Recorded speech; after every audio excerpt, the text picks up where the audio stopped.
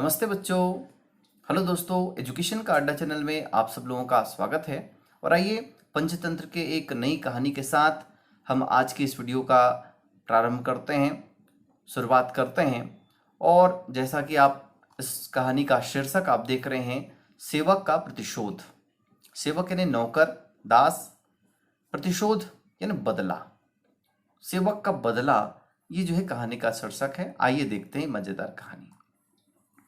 वर्धमान नगर में आभूषणों का एक व्यापारी दंतिल सेठ रहता था। आभूषण बेचने वाला व्यापारी दंतिल यानी उसके बड़े बड़े दांत थे, सेठ रहता था। वहां का राजा उसके व्यवहार से काफी प्रसन्न था। प्रसन्न यानी खुश होना। बहुत ही व्यवहार कुशल वह व्यापारी था। जिस भी रानी को कोई भी आभूषण बनवाना होता था तो दंतिल सेठ को ही बुलाया जाता था। उसे रनिवास में आने जाने की खुली छूट थी। रनिवास यानी रानी जहाँ निवास करती हैं उसको रनिवास कहते हैं। उसका व्यवहार इतना अच्छा था कि उसको रानियों के कमरे में भी जाने की छूट थी। एक बार सेठ ने अपने कन्या के विवाह के अवसर पर नगर के सभी प्रतिष्ठित लोगों के साथ साथ राज परिवार के सदस्यों और राज कर्मचारियों को भी बुलाया। सेठ की कन्या यानी पुत्री, बेटी का विवाह था, शादी था। तो प्रतिष्ठित यानी जाने माने लोग सबको जो है बुलाया। साथ ही साथ राज परिवार के सभी सदस्य थे और जो वहां काम करने वाले लोग थे, कर्मचारी थे, उनको भी बुलाया गया। दंतिल सेठ ने खाने पीने के बाद सभी आमंत्रित और सम्मानित अतिथियों को बहुमूल्य उपहार दिए। जो दंतिल सेठ था उसने सभी आमंत्रित सदस्यों को और जितने भी वहां अतिथि आए थे सम्मानित, उनको बहुमूल्य उपहार वह दिया। गोरंभ नाम का एक नौकर भी रानियों के साथ आया था और उसी विवाह में उसका एक नौकर यानी रानियों का नौकर था गोरंभ, वह भी वहां पर आया था। दंतिल सेठ के सामने ही उसके सेवक ने किसी बात पर गोरंभ को वहां से बाहर निकाल दिया और सेठ के एक नौकर ने उसको किसी बात पर जो है गुस्सा होकर बाहर निकाल दिया। फलस्वरूप गोरंभ दुखी मन से घर लौट आया। तो बेचारा नौकर था, दुखी मन से वापस आ गया। वह मन ही मन दंतिल सेठ से बदला लेने का निश्चय करके उपयुक्त समय की प्रतीक्षा करने लगा। वापस तो आ गया, लेकिन उसने मन में क्या सोचा कि मैं इस सेठ को जरूर सबक सिखाऊंगा, इससे बदला जरूर लूंगा। उसने मन ही मन सोचने लगा। अब देखिए आगे क्या होता है। एक दिन प्रातःकाल गोरंभ ने राजा को अर्ध निद्रा की अवस्था में देखा तो बड़बड़ाते हुए बोला, दंतिल सेठ का यह दुस्साहस कि रानी का आलिंगन करे। राम राम, क्या जमाना आ गया। जिस थाली में खाना उसी में छेद करना।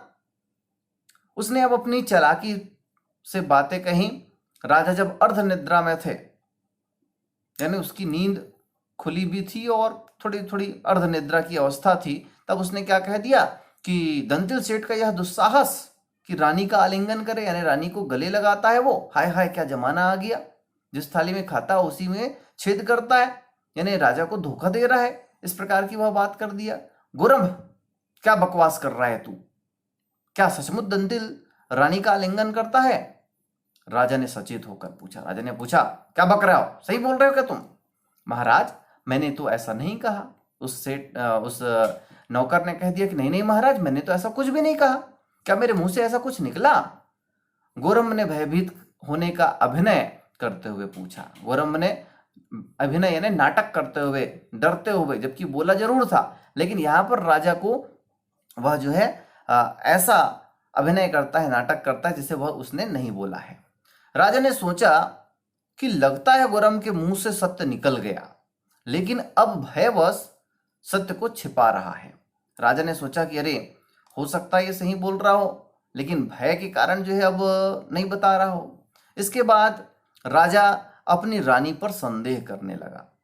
रानियों के व्यवहार पर, आचरण पर उसने संदेह करना प्रारंभ कर दिया और उसने दंतिल सेठ के रनिवास में निर्बाध प्रवेश के अपने आदेश को वापस ले लिया। जो आदेश दिया गया था कि रानियों के कमरे में दंतिल सेठ कभी भी आ जा सकता है, उसको निर्बाध यानी बिना रोके टोके, है ना, उसको जो है अब वापस ले लिया गया, बदल दिया गया। अब दंतिल सेठ अपने प्रति राजा के व्यवहार में अचानक आए परिवर्तन के कारण को ढूंढने की चेष्टा करने लगा। अब जब सेठ ने रानियों के कमरे में जाना चाहा, तब देखा कि नहीं, उसको अब जाने का अधिकार नहीं है। तो उसने सोचा कि राजा को अचानक क्या हो गया जिसमें उसने इस प्रकार मेरे लिए अब नया आदेश जारी कर दिया। उसने ढूंढने का चेष्टा यानी प्रयास किया। इधर गोरम दंतिल सेठ को चिढ़ाने की गरज से उधर से गुजरा तो सेठ को याद आ गया कि अपनी कन्या के विवाह वाले दिन उसने उसका अपमान कर दिया था। तभी जो है उसको याद आता है कि अरे, शादी में ये भी आया था और जाने अनजाने इसका जो है अपमान हो गया था, इसीलिए हो सकता है इसने राजा के कान भरे हो। अतः वह गोरम के पास गया और उसने क्षमा मांगी। गोरम दंतिल सेठ को उसका गौरव वापस दिलाने का आश्वासन देकर घर लौट आया। अब जो है उस सेठ को एहसास हुआ कि अरे, इसका जो है अपमान मुझसे हो गया था, मेरे नौकर से अपमान हो गया था, यानी मेरे से ही अपमान हो गया था। तो जो है उससे क्षमा मांगता है, और जब क्षमा मांग लेता है तो वो नौकर भी जो है बोलता है कि मैं आपके सम्मान को वापस कराऊंगा। अगले दिन प्रातः जब राजा अर्धनिद्रित अवस्था में था, तब गोरम बड़बड़ाते हुए बोला, हमारे राजा को देखो, सोच करते समय ककड़ी खाते हैं। इस प्रकार वह जो है कि बातें करता है। राजा कहते हैं, क्या बक रहा है? राजा ने तत्काल गोरम को डांटते हुए कहा, महाराज, मैंने तो कुछ नहीं कहा।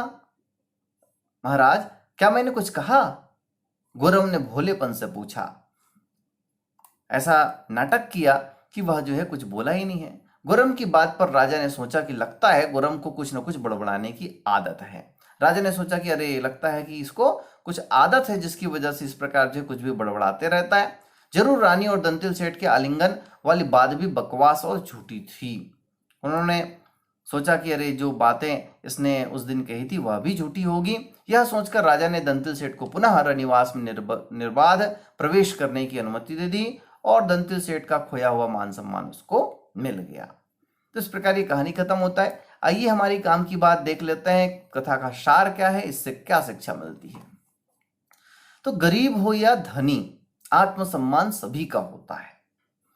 किसी को तुच्छ जानकर उसका अपमान करना मर्यादाहीनता की श्रेणी में आता है।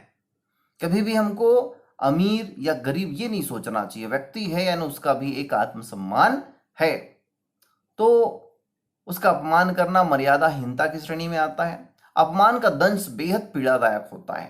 किसी का अपमान करना, तो अपमान सहने वाले को बड़ी पीड़ा होती है, दुख होता है, और पीड़ित तुरंत इसका प्रतिशोध भी लेना चाहता है। यदि आप पीड़ित कर दो तो सामने वाला आपसे उसका अपमान का बदला लेना चाहता है। यही गोरम ने किया। यह शिक्षा मिलती है पहली। तो दूसरी शिक्षा क्या है कि महत्वपूर्ण शिक्षा जो इस कथा से मिलती है वह यह है कि मात्र कानों से सुनी बात पर विश्वास करना ठीक नहीं है। राजा को गोरम ने बताया और राजा ने उस पर विश्वास कर लिया, है ना। तो इस प्रकार हमको किसी के कहे बातों पर एकाएक विश्वास नहीं करना चाहिए। पहले उसका हमको परीक्षण करना चाहिए, सत्यता का हमको पता लगाना चाहिए। जबकि कभी कभी तो आंखों देखा भी मिथ्या सिद्ध हो जाता है। कई बार ऐसा भी हमको दिखाई देता है कि हम देख जरूर रहे हैं लेकिन उसका मतलब जो है अलग होता है। तो इस प्रकार इस कहानी से हमको सीख मिलती है कि हमको सभी का सम्मान करना चाहिए। दूसरे के कही गई बातों पर हमको एकाएक विश्वास नहीं करना चाहिए। तो दोस्तों, अगर ये वीडियो आप लोगों को पसंद आया हो जरूर लाइक करें, शेयर करें, और जिन लोगों ने अब तक हमारे चैनल एजुकेशन का अड्डा को सब्सक्राइब नहीं किया है, सब्सक्राइब कर लें, बेल आइकन को भी दबा लें, जिससे हमारे अगले वीडियो का नोटिफिकेशन आपको मिल सके और आप उसको देख सकें। धन्यवाद।